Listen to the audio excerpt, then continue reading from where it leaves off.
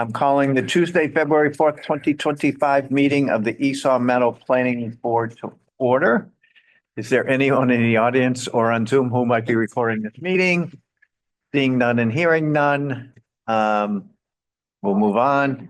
So I'm going to call the roll, starting on this end. Pete Punderson. Bill Fonseca. Russell Denver. Cassandra Sherris-Swallow. Rob Terrell. And Rob Wachilla, Planning Director. first item is approval of the January 7th, 2024 meeting minutes. So moved. Do I have a second? Second. Any discussion? Hearing none. All in favor, say aye. Aye. And that item passes. There's no public hearings, and so I turn the meeting over to Rob. Rob W. You met you, Rob. So. Yeah. So, Jamie, could you promote me to panelist meeting, please?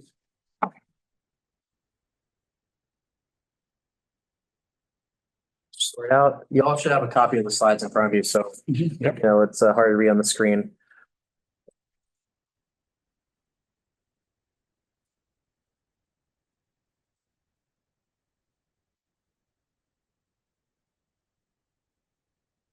I appreciate all of you coming today, by the way. I know it's hard to come to a meeting when there's nothing on the agenda, but keep it brief. All right, can everybody see that? Yes, we can. I'm going to try to make this bigger so I can see it better.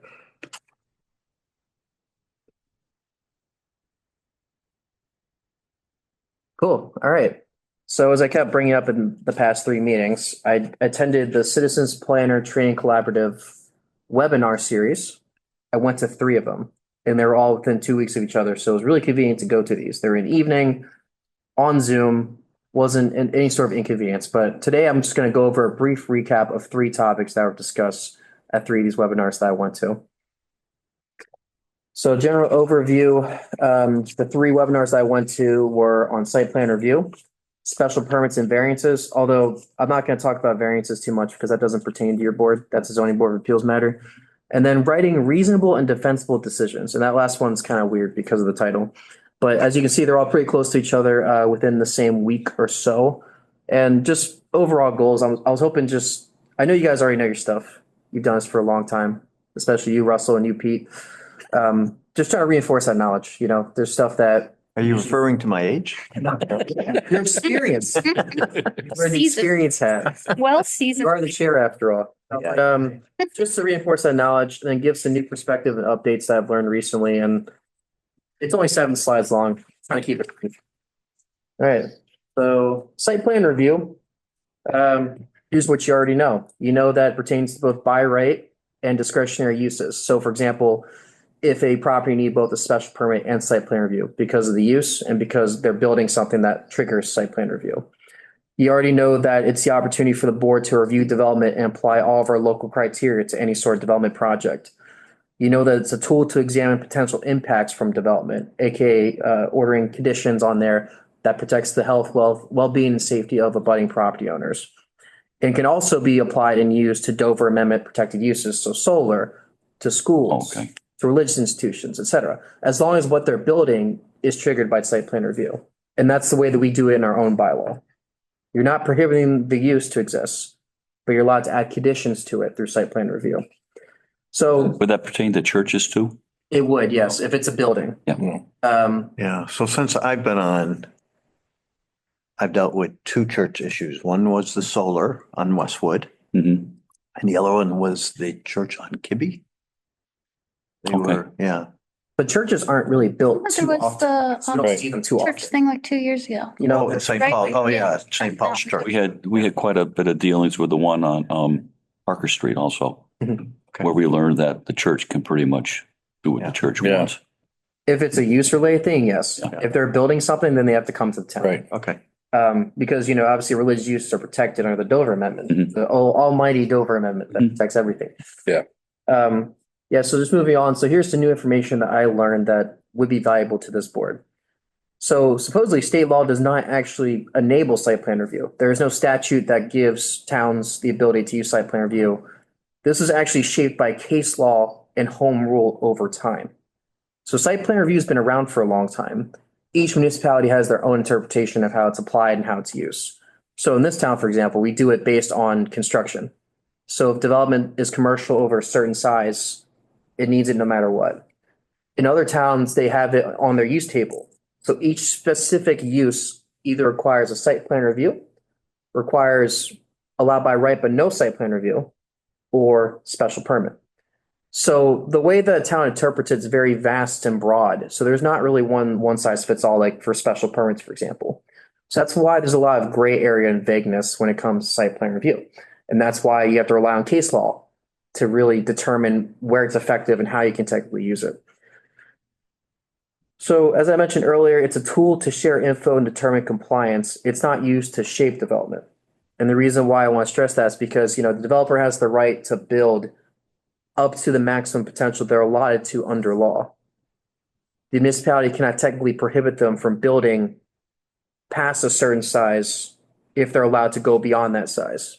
And the reason why I stress that is because I'm not going to point any examples, but I've seen other communities where they limit the size of a building to a certain square footage because they're afraid of how it's going to look if it goes up to the allowable maximum limit under law.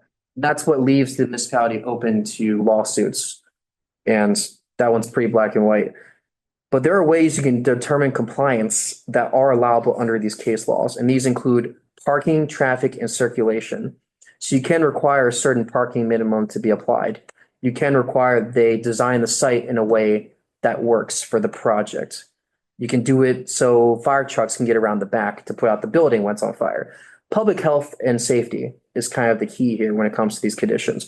You can do it for drainage and roadway construction. So if their drainage is terribly designed, you could tell them, look, we don't like your drainage. Come back to us when this is better. Protect all those abutting property owners. We don't want people having puddles in their front lawn because of your inability to design a good stormwater system.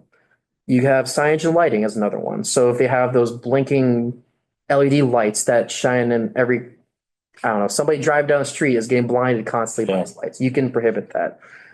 Utilities and screening. So screening is one that you are allotted the power to require through conditioning and site plan review. So for example, if there's storage of vehicles in the back, you can absolutely require a fence or a tree screening, arborvitae, whatever you want. That's within your powers to do so. And lastly, design review. Now, I'm going to talk more about design review committee at the end of this meeting today. You can require that buildings adhere to our design standards if you wanted to. Once the design review committee is populated again, if you don't like the way a building looks, you can absolutely have design review committee weigh in on ways they can make the building look better for the area. It could be design aesthetics, could be scale.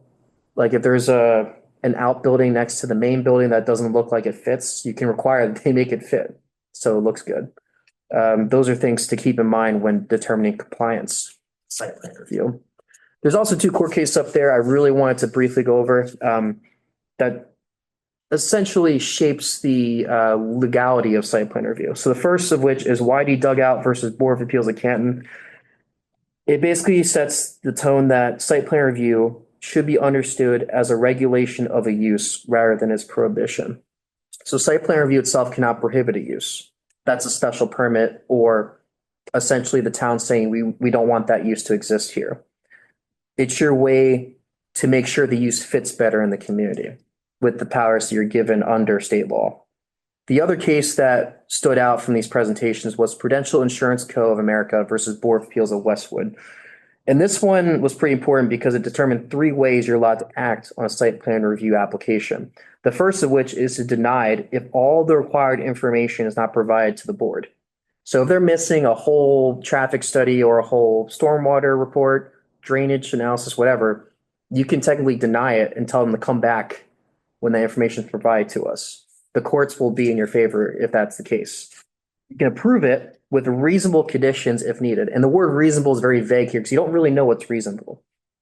That's open to interpretation. You could say it's reasonable because it addresses a public health and safety issue. But you can also say it's reasonable and then the courts could interpret it a different way. And that's why I kind of want to emphasize the word reasonable. But I think that would be more or less project by project. There's no real Exactly. definition. No. So it goes, like I said, project by project. Case by case. Yeah. And it's to address a concern you're trying to prevent from happening. You're looking out for the abutters. You're looking out for the community overall. You're looking out for the town's resources. If the town can't provide a certain resource utility to that property, maybe they have to invest some money on their end. that's another thing you could technically require too. And I'll get more into that at a different time when we have a project that big actually come to us. Okay. And the last way you could go about this is to deny if no reasonable conditions can satisfy the problems of the plan. And that's your avenue to say a sewer system is undersized to support a 50,000 square foot warehouse that has a lot of drainage going out. Because the town cannot provide that source for that business, you can deny that site plan review. It wouldn't work at all unless the developer is willing to come in and pay for those upgrades and work with the town. You could say there's no reasonable condition that can be satisfied to make this work here. So that's why we're denying your application. Come back to us and redesign this whole thing so it works. So that last one's pretty important because you're basically saying that a project that's impossible, even though it's allowed by right, is impossible because you don't have the utilities. The site doesn't work. You have a steep hill that drops off into a river behind you. How about traffic? Traffic's a tricky one because you have to prove that that use is going to generate more traffic. I know the warehouse has a lot of vehicles going there. And to be honest, I wasn't too familiar with that project, but it sounded like traffic was a concern. And I think it was because you guys conditioned they can only turn one way going out of the building or something like that. Well, for me, it was the volume. And also why I voted no the first time was because we're charged with preventing, I'm trying to say, congestion. Yeah. And that would, by saying yes to it, would go against what I'm charged with as one of my duties on the planning board. Does that hold up? I mean, that's what we're supposed to do. So that's where, if you remember Mike Pill, the very first meeting. Yes. On all this, he said, this will end up in court and it will be a battle of the experts. Yep. And I think then it'll be expert on whether it would cause congestion in which that intersection probably could not handle. Did anybody ever look at the utilities? I mean, he makes a valid point. What's that? Anybody ever look at the utilities and? Yeah, the town, Capacity to- the town. So They always do before review of these projects. There's actually a requirement that you have to go DPW and get them to sign off on it. And for something like that, it's tricky because when you think about it, you could alleviate congestion issues by making a better intersection. If you make it easier for people to go in and out, then that's a reasonable condition. Because if the use was to go there, you have these giant tractor trailers coming and going like 50 times a day. That is a public safety concern.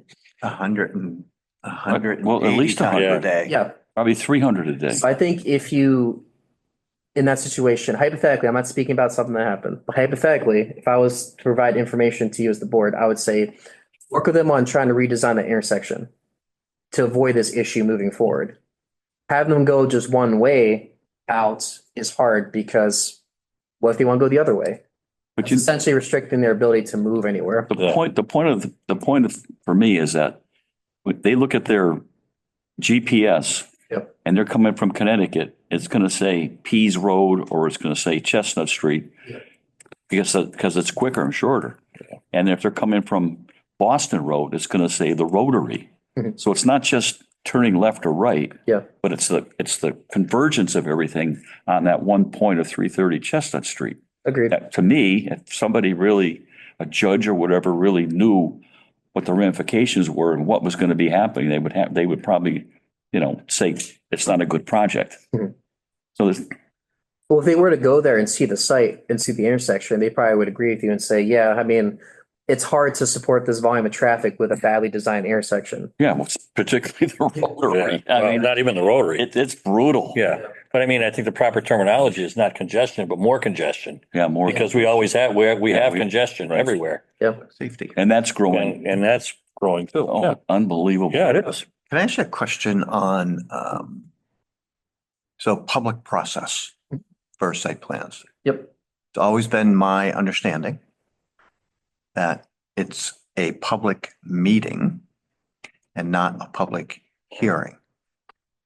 So no, it is a public hearing because Is- the way we have it in our bylaw is that it has to adhere to the same public hearing process as special permits. Okay, And we specifically state that.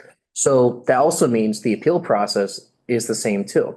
I'm going to get into that actually in the next slide. yeah, okay. So let's Yeah. talk about that. That's a good way to bring that up. So the old way of doing it, I'm sure you're all very familiar with that land court judge who issued you to do it this old way, but the old way of doing the appeals process for site plan review was to get a denied building permit for a zoning related issue. Then once you get that denied building permit, you go appeal that to the zoning board of appeals. Once you appeal that to the ZBA, that would go to land court afterwards, or whoever is the higher authority. The reason why they're trying to move away from that is because it pits the zoning board against the planning board. You don't usually want two town boards to fight each other on the same projects. One can say yes, one can say no. It gets pretty ugly. And it's gotten ugly, Yes, some moves that you just go, what were you thinking? yeah. The ZBA. I mean, that's what we're trying to prevent. That's the reason why communities have been adopting, as I mentioned, 48 section 17, which is the judicial review process for zoning. So that's the process we currently do for special permits. So going back to that old way, the reason why that judge told you guys to have the denied building permit for the applicant and then go to the ZBA is because they wanted to exhaust all local options available. When realistically, that's kind of like the old school way of looking at it. That's not really the way most communities are doing it today. They're doing it this other way, which is how special permits are treated. And in this case, we're lucky enough that it's in our own bylaw already. That we say you follow the same process for hearings, for notices, even for drafting decisions, filing, and for appeals as special permits. And the reason for that is because it's in the statute. You can't argue against the statute. If it's there, pretty black and white. The courts don't usually go against 40A ever. They always say strictly follow these rules of the zoning act. And that's why most communities go in that direction. Oh, It also says if an appealed site plan review has conditions with it. So if you instill conditions in site plan review, the courts usually defer the site plan review to the site plan review authority in any sort of appeal.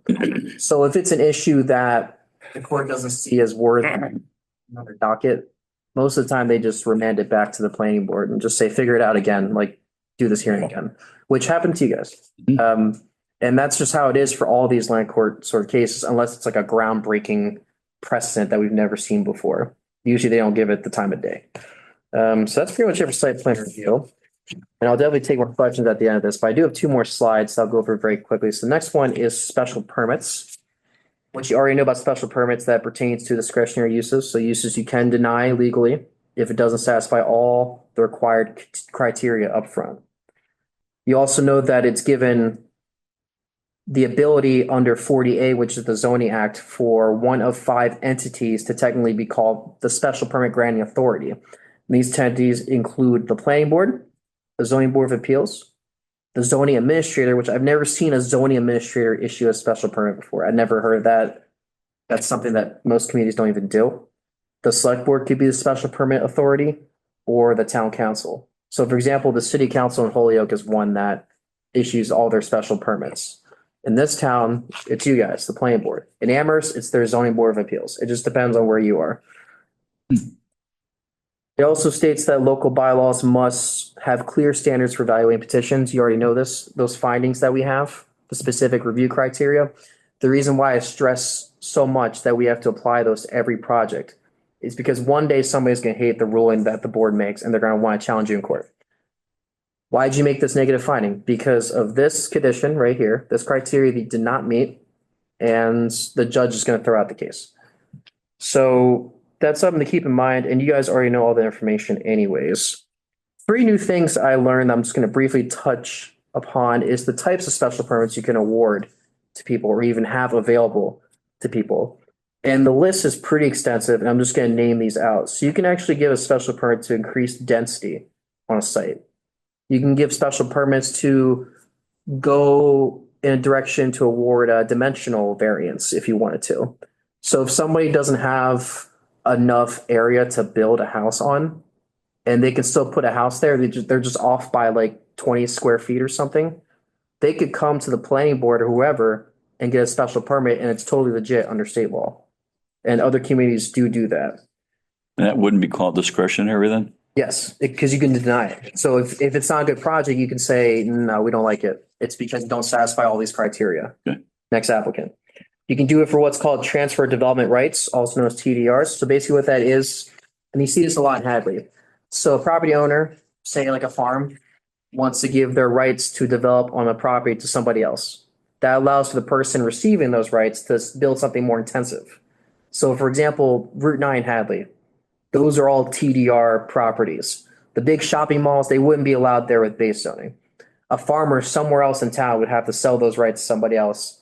And in the process, they got a special permit from the planning board in Hadley. I've heard they don't work very well because you can see in Hadley, you have all those big store retails. Yeah. But farmland would be in a different special zoning anyway, where their taxes are different and all that. Don't they have to change that back over to a developable type of property Well, or zoning? yes, you could, but at the same time, they want those farmlands to be protected in perpetuity. They want those family farms to stay there. And the big reason why people do the TDRs is because they want to make money off their land without having that land turned into like a big subdivision or something, or into a big shopping, commercial building establishment. So you'll see if you go on the outskirts of Route 9 Hadley, it's all farmland. Right.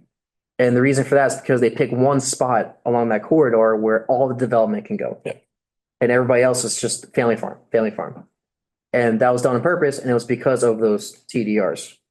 So that's one way to look at a special permit. You can also do it for planned unit development. So for example, the Fields of Chestnut, that's a planned unit development. That's a lot of buildings, single family homes on one giant property that were all designed at the same time. You can also do it for shared elderly housing. So there's a lot of categories you can apply to special permits, and we don't have to limit to just the type of use. You can do it in these other avenues if the town feels that it helps with people to build residential housing, or if you feel like it's going to help with commercial businesses. That's an avenue to consider in the future. The next thing I want to discuss were recent amendments. It says 2016. That's not recent, but I feel it's important to mention these because they're not really discussed too often, and they're kind of pushed in the back burner. But the first important rule from that 2016 amendment is that new zoning does not apply to a special permit that was issued before the legal advertisement of a zoning amendment if the use or construction of that specific permit has begun within 12 months after issuance of a permit, and unless construction is continued through to completion. This number was previously 6 months. So say somebody gets a special permit to build a restaurant. Less than 12 months later, they haven't started anything for the restaurant. Zoning gets rid of restaurants in that zone altogether. As long as they start construction or at least applying for a building permit before that 12 months expires, they're okay. Okay. They're essentially grandfathered in that. Grandfather, then, yeah. That value used to be 6 months, but now they extended it to 12 months, so double the amount. The other one, which is pretty important too, pertains to when a permit lapses. So if you're awarded a special permit, it used to be that you had 2 years to do anything with it. 2016, it was changed to 3 years. And most communities never knew that. Wow. One of those things where it came out, wasn't really advertised or made aware as such, and everybody still operated on the assumption that you had 2 years to act on your special permit. And because of that, it's 3. Why the 3? I wish I could tell you. Yeah. But here, another thing here you can mention is that you can't extend beyond that 3 years. So unless a permit has a set deadline within it, that's the only time you can technically extend the deadline for a permit. If there's no deadline mentioned at all, the 3 years, that's it. 3 years. Yeah. If they're not doing anything within that 3 years, good luck. You have to wait 2 years after that to apply for a permit again. I mean, I could see it if you had 200 acres of land and you only had $20 Yeah. and you need to get, millions of dollars to develop it. It might take you 3 years Yep. to do it. So I can see that. That's a reasonable thing. Okay. And then, year 4, you would have to apply for the permit all over again. Right. So that's the only downside to that. Yeah, you have that 3 year window, which is good. Well, even 2 years. I mean, you know the rules, so you Right. gotta go find your investors. Yeah. Yeah. Now that it's 3 years, you get a year extension. But usually, Or just taking it that long to do it. I mean, It might. pretty poor businessman after doing that. But Yeah, no kidding. most people I've talked to about special permits, they do the thing right away. They start the project. If anything, special permit's like a roadblock for them. Yeah. And they're like, oh, I have to get the special permit to build my 20,000 square foot warehouse. How come? Like, Yeah, but they've already got their financing lined up. yeah, exactly. And I rarely see, the only time I see people delay a special permit is when they're doing like a single family home construction project, or maybe they're putting a house on like a really weirdly shaped parcel or something. They have to find the funding to build a long driveway. Anything that's just a homeowner doing it, not like a corporation or a developer. Sewer connection, something like, something like that. Exactly. And then lastly, conditional approval. So the way conditional approval was interpreted in this webinar is that it's a special permit that's granted, but you have conditions with it. And the way that you can allot these conditions to be in terms of how strict they are is that they have to be reasonable, clearly explained, and within your authority. So you can't force them to do something that you as a board don't have the authority to force them to do. You can't require additional approval by another entity unless, say, they're within that jurisdiction of that entity. So even if they're in Concom's jurisdiction or not in Concom's jurisdiction, you're not allowed to technically condition that they have to go to Concom. You can say that they have to follow all local, state, and federal laws, but that's the extent of it. And it's pretty much implied from the town's review that we're going to force them to go to Concom. We're going to force them to go to the health department, go to building, etc. And they stress that because there's been discrepancies where you have these decisions from like 10 years ago where they say you need a certificate of occupancy for an existing building. Maybe that doesn't relate to today's rules. And there's a huge discrepancy there in that condition versus what we're doing today. It could require review from the superintendent of DPW to make sure your parking lot looks good when they're not doing any work to the parking lot. So the way they're trying to prevent unreasonable regulations is making it clear that you need these conditions here that make sense. They will benefit the community. And it's not something you're technically allowed to not force them to do. So you can't go beyond your authority is what I'm trying to say. And the last one that I attended to is going to be very quick and brief. I don't even know what this one was. The way it was titled, Writing Reasonable and Defensible Land Use Decisions, the title itself was really misleading. It was actually just about how to follow procedures in a public meeting for these types of permits, and that's all it was. I didn't learn anything about writing a decision, but I did learn some facts that I could briefly go over.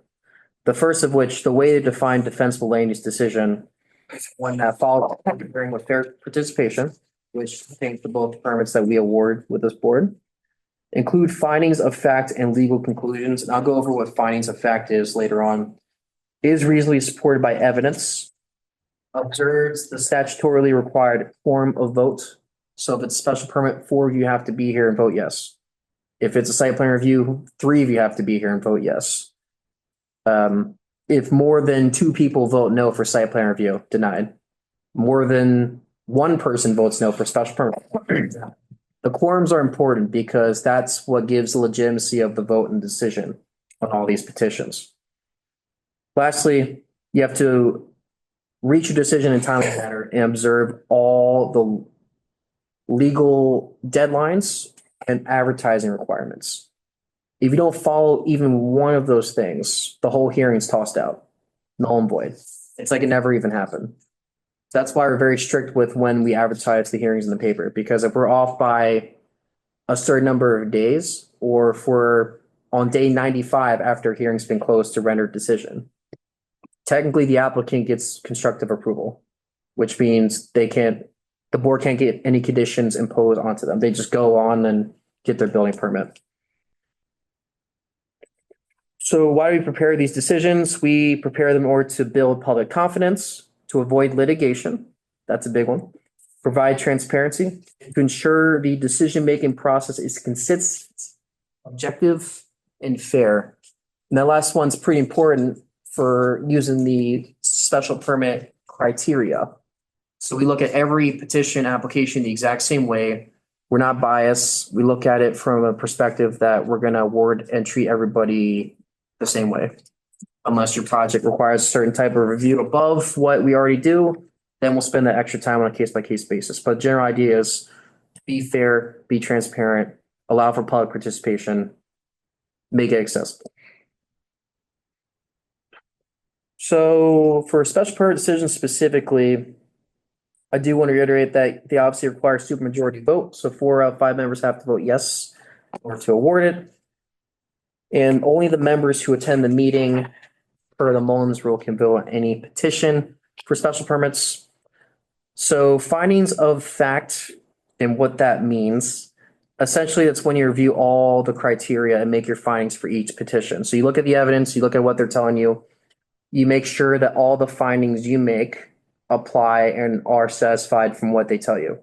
So for example, if there's a criteria that requires traffic congestions that are anticipated to be relieved, or they prove that these issues won't exist. If they can prove that to you somehow, whether it's with a traffic study, with plans, etc., then that criteria is satisfied. If there's a criteria that says you're not going to produce any loud noises, dust, or odor, if they can prove they're not going to do that with their use, criteria is satisfied. If there's no proof or evidence saying that they're not going to make those things happen, you can require more information from them. You can say, hey, prove that you're not going to create all this noise. Do a sound study or something. Prove that you're not going to create all this pollution. The trouble with all that stuff is you can make the numbers do whatever you want them to do. Traffic studies, all that type of thing. It's up to you as the board to believe them or to not believe them. You have to use your best judgment. Because if it's an expert telling you that the sound levels aren't going to go above a certain decibel for a bigger project, then obviously the expert's more credible than the applicant himself. You can do what's called a third-party review, where you have an expert come in, review all their documents and tell you to be truthful. Look at their plans. They can look at their traffic studies, stormwater, etc. Usually we do this for like solar projects. If it's like a huge 20-acre project, we'd have an expert come in and make sure that their design is good, that it's not going to destroy the habitat or the community. And the applicant under state law is required to pay for that study. So if it's a large solar company, we could say, hey, planning board wants you to put up 20 grand to do this peer review. You have to do it or else you can't approve your project. That's still allowable under state law and under our zoning bylaw because of the scale. And that's all I had. I guess those summary points at the bottom, just to reiterate, follow the rules closely, observe and meet all the deadlines because they will come back and bite you in the butt if you don't. Conduct a thorough findings of fact and instill reasonable conditions to protect public health and safety. You guys have any questions for me? All I could say is a lot of stuff you're talking about, I could relate to because I've been through it in my experience on the planning board. Yeah. A lot of the stuff, site plan review with drainage and all that type of thing. Yeah. if you begin building, you don't build all of it, right? You have remaining permit. You just didn't finish building that. Yep. And clock did that happen? It usually depends. So case by case, the law observes you starting construction. If you have to prove you have to stop for a certain amount of time because of good cause, Bridge. you're allowed to delay the clock because of that. So say, for example, your investor pulled out last minute and it's almost year 3. But you didn't start the project yet. You could work with the town or the board to kind of delay that a little bit further because of good cause. That's the only exemption really that applies to that.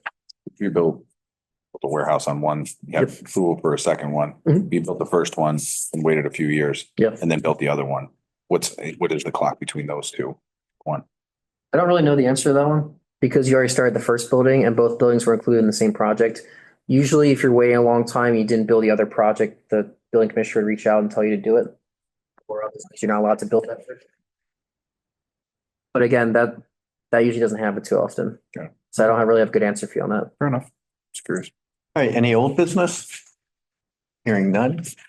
Report. Business. Let me just get out of this. Sorry.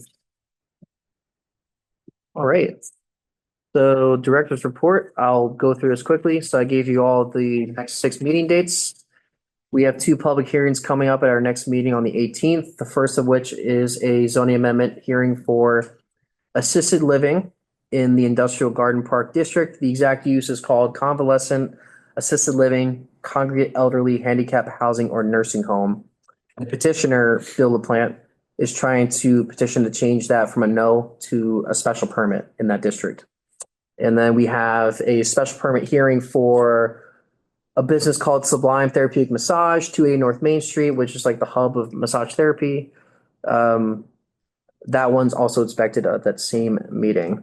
Let me just, if I can, so it seems like the town overreacted on the issue of massage therapy maybe 10 years ago, Yeah. Right.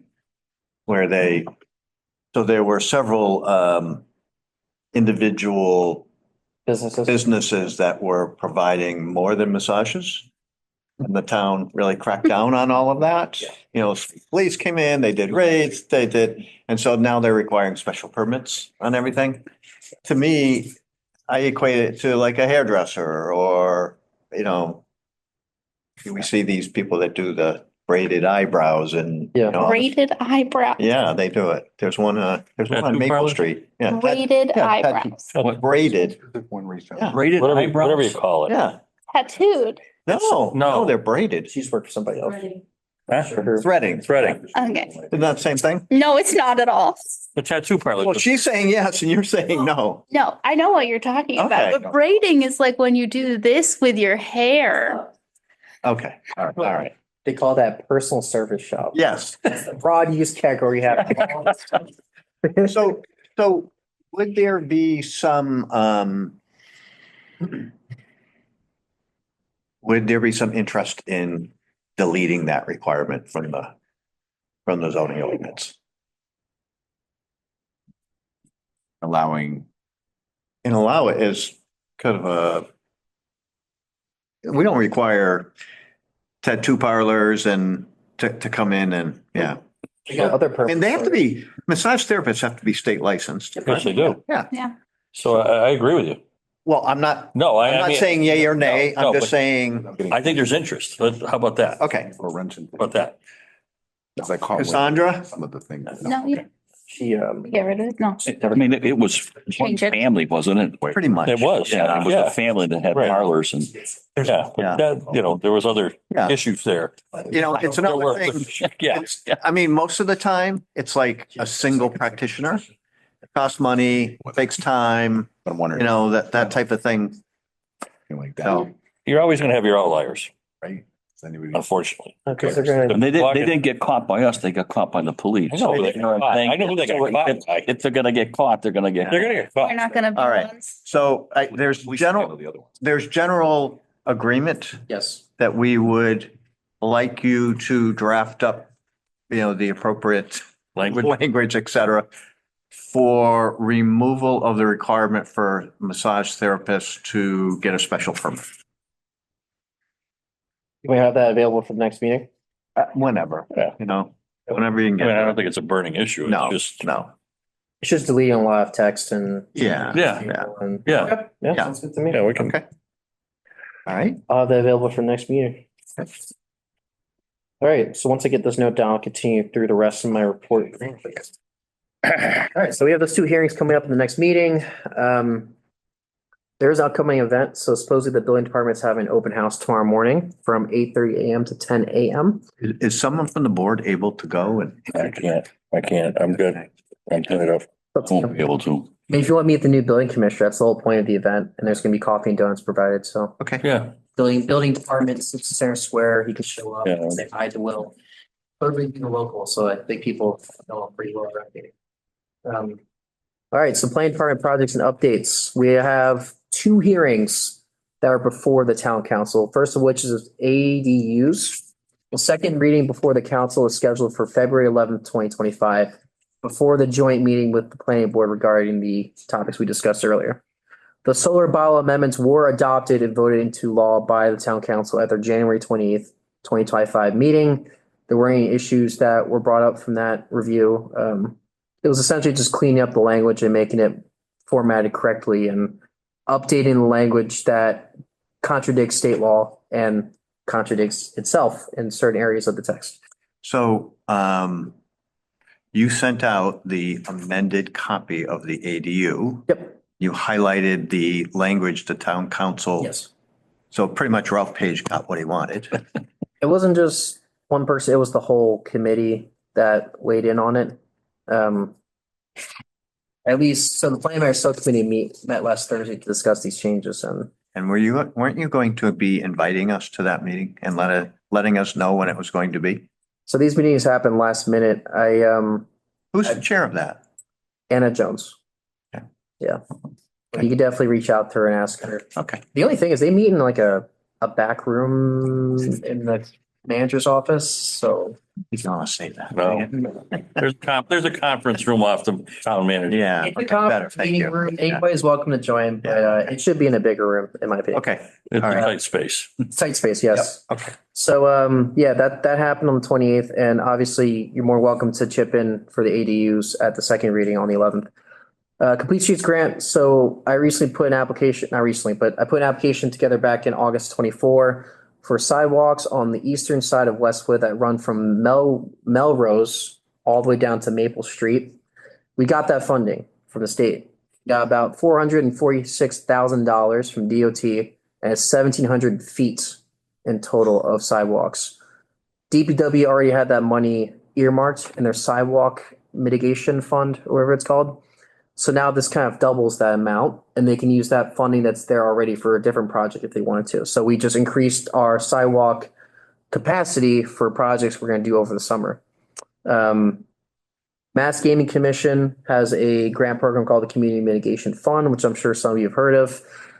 Essentially, the town submitted a huge comprehensive application, which includes several projects from different departments: fire, police, myself, town manager, health. The only project that my department submitted was a transportation-related project for a preliminary feasibility study of redesigning the Rotary. So I want to ask the question, why did you choose that? Because we didn't have any other projects that fit within the scope of 60,000. They prioritized other projects above that one. And this is the manager's office and not myself. So it was the town manager's office who decided to put in a request for the refiguration, to study reconfiguration. So I proposed it as a project idea. And Okay, I gave them a few other options too, why? because of the traffic related issues that are caused by the Rotary. One of which is the backup from the Rotary all the way past the high school on Maple Street. You have the traffic congestion on the other roads such as Shaker Road, Summers Road, North Main Street leading to it. The Rotary itself, and I've been through it a couple times. I'm very skeptical to go through it. I've sat there at a yield and waited for two stop signs that cross each other to go one at a time. And you're stuck there for 10 minutes. The reason for this study is to do a high level early on. You can do this or you can't do this redesign. Here's some funding sources you can consider that could help you with a better design and actual plans later on. And we're also going to do a public engagement process just to see if people actually want this. So it's more of a planning study. You'd be talking about taking of land and everything to fix that. You know why why it is like it is, don't you? I don't know the full story. Well, the trolley used to come down North Main Street and there was a table that turned the train around, Yes. sent it back to Springfield. So when it came in the old days, everybody dispersed and that's how the Rotary got made. Yeah. So, I mean, when you look at it, because I've tried it, when you look at it, you actually have to take land. Yeah. That's what happens. No, I know. Well, you were the conductor, right? Yeah. I actually remember the thing being constructed as a little kid driving down there. Yeah, well, look, There you go. Were you around when electricity? But anyway, I was just a tyke. But anyway, if you look at it, you'd have to take property and Just graduated. change things. It's just, I don't know. I don't think it's much of a good. Yeah. Study's been done. how much money is Yeah. this? You know, Yeah. this isn't the first one. I mean, you have to maybe construct a bridge in the center of town. That's Who about knows? it. But yeah, Bring the trolley back. Sure, good. instead of the Rotary, Memory. saw metal cloverleaf. Yeah. Can you redesign with the trolley? People, just bring the trolley back. Yeah, there you go. Yeah, there you go. I just want people to understand that it's not the planning Yeah. board requesting that this be done. So, Yeah. okay, thank you. Yeah, no problem. And we're hopeful that we'll get the funds to do that project. Lastly, design review committee. I did submit advertisements in a few different places. In the reminder to do 2 advertisements in their news section. Social media with the help of Rebecca Lisi and on our website. Gave them a deadline of February 21st when we'll accept applications. I told them how to do it. They could send me a cover letter and resume. I can review it. have them apply with the application form and then go from there. Usually the way it works is we would have applicants apply and then use forward would interview all of them. You have sole appointing authority. And also ask individuals in the following disciplines to apply as well.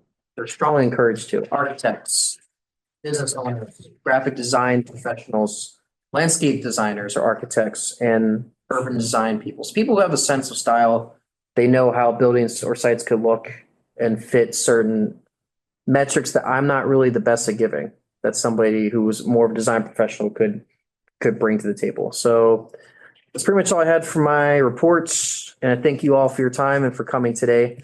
And Russell, I know you want language for that motion. Yes, go ahead. There, so the motion that's appropriate for that is that you, as a board, will vote to lift the planning board's requirement of a deed restriction for trees on the property of 25 Stonehill Road. So moved. Okay, do I have a second? Second. Any discussion?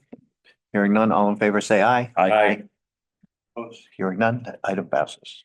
So I will have a document available and I'll let you all know when you come by and sign it, probably sometime later this week. Okay. They have enough time for their closing.